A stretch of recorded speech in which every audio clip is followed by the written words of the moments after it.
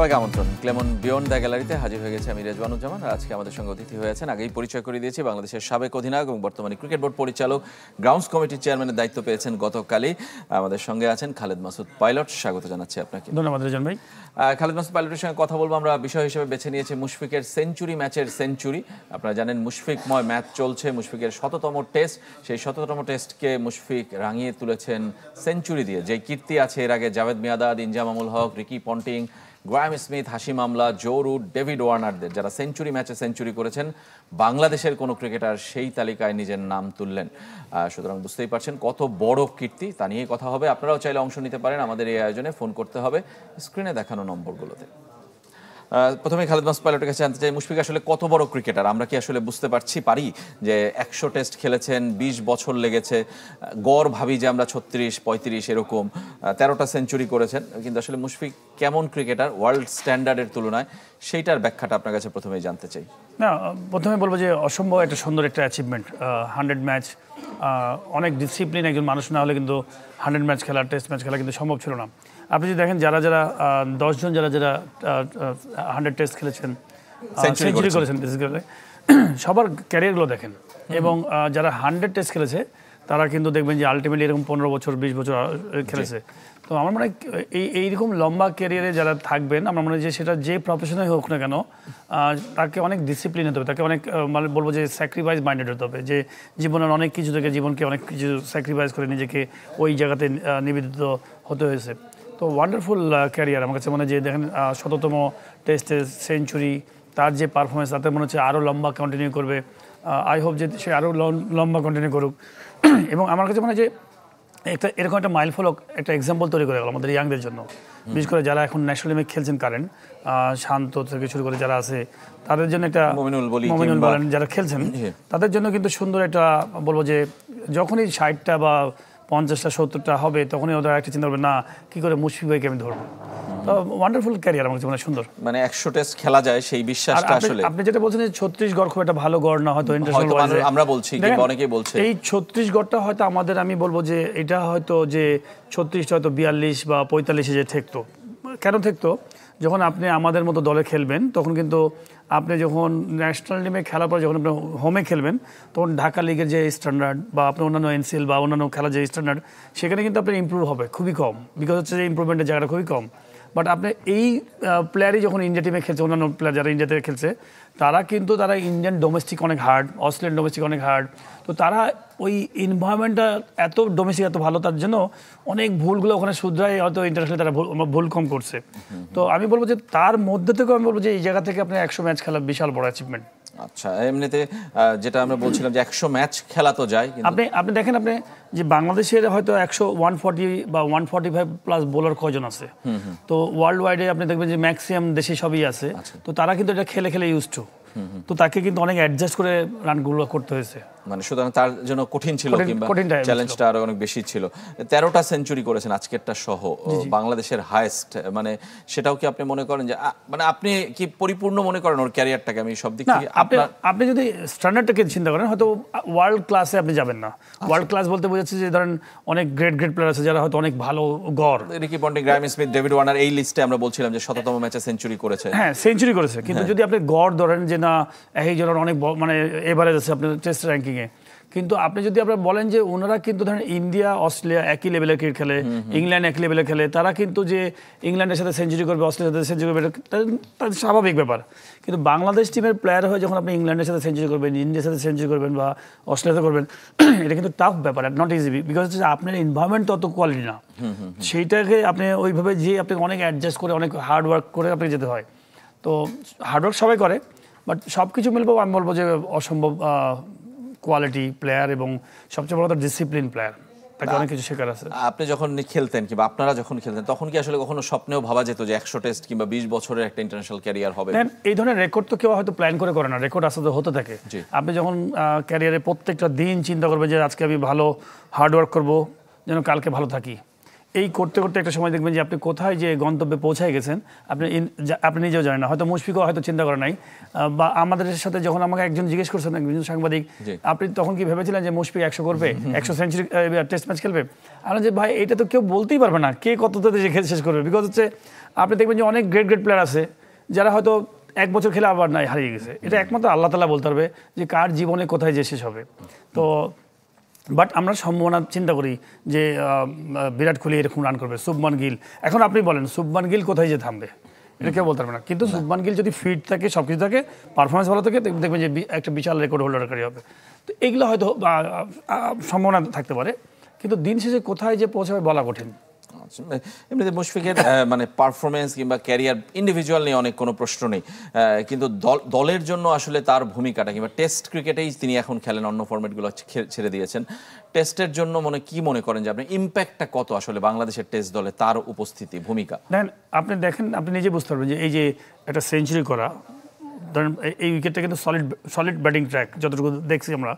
এবং আমার মনে হয় যে এই উইকেটের মধ্যেও তো আমার মনে হয় যে সুন্দরভাবে লম্বা ইনিংস খেললো, বাট আল্লাহ কি যে হয়তো স্লিপে ক্যাচটা চলে গেছে। আমি তো মনে করছিলাম যে আরো বড় হবে ইনিংস, বিকজ ব্রেন এক্সপিরিয়েন্স মুশফিককে হয়তো ডাবল করাই দিবে, মানে আমি তাই ধারণা করছিলাম। তো সামহাও হয়তো হয় নাই, আল্লাহ কি ছিল 106 করার পরে। বাট আমার কাছে মনে হয় মুশফিক এরকমই প্লেয়ার যে হয়তো এরকম একটা প্লেয়ার যদি, দুটো প্লেয়ার যদি মাঝে আপনি থাকে, অন্যান্য প্লেয়ারের জন্য অনেক সহজ হয়ে যায়। এবং একজন সিনিয়র প্লেয়ার যখন ব্যাটিং করছে, সে যখন 1 রান করে যখন নন স্ট্রাইকারে যাবে, তো আপনি কিন্তু অনেক কিছু একটা ভালো মোটিভেটার পেয়ে যাচ্ছেন।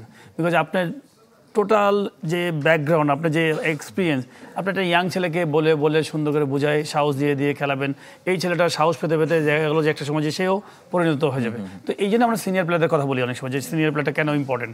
এবং একটা ভালো প্লেয়ারের সাথে খেলার মজাই আলাদা। আপনি যখন ভালো প্লেয়ারের সাথে ব্যাটিং করবেন, তখন ওই প্লেয়ারের খেলা দেখতে দেখতে এবং ওই প্লেয়ারের যে কথাগুলো, কনভারসেশনগুলো হবে, সেখান থেকে আপনি অনেক কিছু শিখে যাবেন। আমরা বলি না ড্রেসিং রুম শেয়ারিং করার কথা, তো ড্রেসিং রুমে শেয়ার করছেন, আবার মাঠে উইকেটে হাঁটছেন, আপনাকে রিল্যাক্স করে দিচ্ছে। আচ্ছা এই বোলারটা একটু এরকম বোলার, একটু এইভাবে খেললে ভালো হয়, আচ্ছা ওটা রিস্ক না, এইভাবে খেলতে থাকে, এইভাবে আগা। তো বিভিন্ন রকম যে কথাগুলো আছে সেগুলো হেল্প করে। এবং ম্যাচিওর মানুষরা কিন্তু, যারা খুব বলবো যে প্রফেশনাল এবং খুবই ম্যাচিওর, তারা কিন্তু আপনাকে ভয় দেখাবে না, তো আপনাকে একটা সুন্দর পথ দেখায় দিবে। এইভাবে গেলে সহজে তারা সমাধানটা দেখায়। মুশফিককে নিয়ে আসলে আস্থার কথাটা গতকাল মুমিনুল হকও বলেছেন যে 99 রানে নট আউট, অন্য কোনো ব্যাটার থাকলে আসলে চিন্তা হতো যে সেঞ্চুরিটা হবে কিনা, কিন্তু মুশফিক বলেই তিনি বলেছেন যে সেঞ্চুরিটা হবে, এবং আজকে সকালে সেটা হয়েছে। আমাদের সঙ্গে একজন দর্শক আছেন, আমরা ফোন নিতে চাই, পরিচয় জানিয়ে আপনার প্রশ্ন অথবা মতামত জানাবেন। ওয়ালাইকুম আসসালাম। জি টিপু ভাই বলেন। হ্যাঁ, একটু পাইলট ভাইকে একটা প্রশ্ন করি। জি পাইলট ভাই শুনছেন, বলেন। জি আসসালাম ভাইয়া। ভাই আসসালামু আলাইকুম। ওয়ালাইকুম আসসালাম ভাইয়া। এটা আমার একটা প্রশ্ন হলো যে আজকে তো অবশ্যই 100তম টেস্টে সেঞ্চুরি করলেন মুশফিক, আরেকজন আছে মুমিনুল 75তম টেস্ট করতে। আমার মনে হয় ওর বয়স হিসাবে ওরও একটা সুযোগ আছে। আমার একটা প্রশ্ন একটা খেলোয়াড়কে নিয়ে, আপনি কিছুক্ষণ আগে ইয়াং খেলোয়াড়দের কথা বলেছেন, সেটা নিয়ে একটা প্রশ্ন। আকবর আলীকে নিয়ে আমার একটা প্রশ্ন। সে প্রশ্নটা হলো, সে 10 বছর হয়ে গেছে মনে হয়, বা 7-8 বছর হয়ে গেছে, আন্ডার-17 ক্যাপ্টেনের টিমের ক্যাপ্টেন ছিলেন, বিশ্বকাপ জয় করে আসছেন। এইসব খেলোয়াড়কে যদি আমরা সময় মতো নক না করতে পারি, এটা তো বয়স হয়ে যাচ্ছে, তাই না? এরা খেলার সুযোগ পাবে কবে? ধন্যবাদ আপনাকে। আকবর আলী 5 বছর আগে যুব বিশ্বকাপ জিতেছেন এবং বর্তমানে তিনি আসলে রাইজিং স্টার্স দলের হয়ে কাতারে আছেন, এশিয়া কাপ রাইজিং স্টার্স টুর্নামেন্টে বাংলাদেশে দলের হয়ে। জি, আমি টিপু ভাইকে সম্মান করে বলবো, টিপু ভাই অবশ্যই আপনার কথাতে আমি একমত যে আন্ডার-19 তারা খুবই ভালো অ্যাচিভমেন্ট ছিল, এনারা কখন যে সুযোগ পাবে। বাট আমি মনে করি ন্যাশনাল টিমটা হবে কিন্তু ইয়াং সিনিয়র বলে কথা না, ন্যাশনাল টিম হবে পারফরমেন্সের জায়গা। বিকজ আপনার বেস্ট পারফর্মার সেটা 50 বছরের লোক হতে পারে, যদি তার এনার্জি থাকে, সে যদি ভালো পারফর্ম করে সে হতে পারে। একটা 15 বছরের ছেলে হয়তো ন্যাশনাল টিমে খেলতে পারে। দিন শেষে আপনাকে দেখতে হবে ওখানে ভ্যালুসটা কি, সে কেউ তখন ইয়া। আর এটা হচ্ছে যে আমি বলবো যে আমাদের একটা আন্ডার-19 পরে আপনি দেখবেন যে পরবর্তী যে ন্যাশনাল টিমে মাঝে একটা বিশাল ভ্যাকেন্সি আছে, যে আমাদের খুবই পোর প্ল্যান আমার কাছে মনে হয় হয়ে আসছে অনেক আগে থেকে। বাট আশা করি এই জায়গাগুলো ডেভেলপ করা উচিত। আপনি যদি দেখেন এই যে মুশফিক, তামিম, সাকিব বা মাশরাফি বা যারাই প্লেয়ার ছিলেন, তাদের পরবর্তী সময় কিন্তু আমাদের এরকম ভালো কন্ট্রিবিউশন করতে পারছে না। কেন করতে পারছে না? বিকজ আপনি আন্ডার-19 পরে, আন্ডার-19 যে আপনি প্রচুর ম্যাচ খেলছেন, অনেক কোয়ালিটি, তারপরে কিন্তু আলটিমেটলি কোয়ালিটি বড় যে হচ্ছে না। এই জায়গাতে আপনি খুব ইম্পর্টেন্ট যে আপনাকে মনোযোগী হওয়া, প্রচুর পরিমাণ ম্যাচ খেলা এই প্লেয়ারদের, এবং আমাদের পার্শ্ববর্তী দেশ ইন্ডিয়া বা পাকিস্তানে প্রচুর পরিমাণ এনাদের টুর্নামেন্ট সিরিজ এগুলো খেলা উচিত, কোয়ালিটি প্লেয়ারের অপোজিটের সাথে। তো আমার মনে হয় এই জায়গাটা ইমপ্রুভ করা যায়। আপনি যখনই এই জায়গাটা ইমপ্রুভ করবেন তখন তাদের জন্য আরো সহজ হবে যে সিনিয়রদেরকে পুশ করা। এতদিন বাইরে থেকে এই কথা বলেছেন, কিন্তু এখন তো দায়িত্বটা আপনার, আপনি ক্রিকেট বোর্ডের পরিচালক, এবং মানে আমি বলছি এই চেঞ্জটা আপনাদেরই করতে হবে। তো আমি রেজন ভাই, অবশ্যই আপনাকে, আমি ভিতরে গেছি বা বাইরে গেছি ইম্পর্টেন্ট না।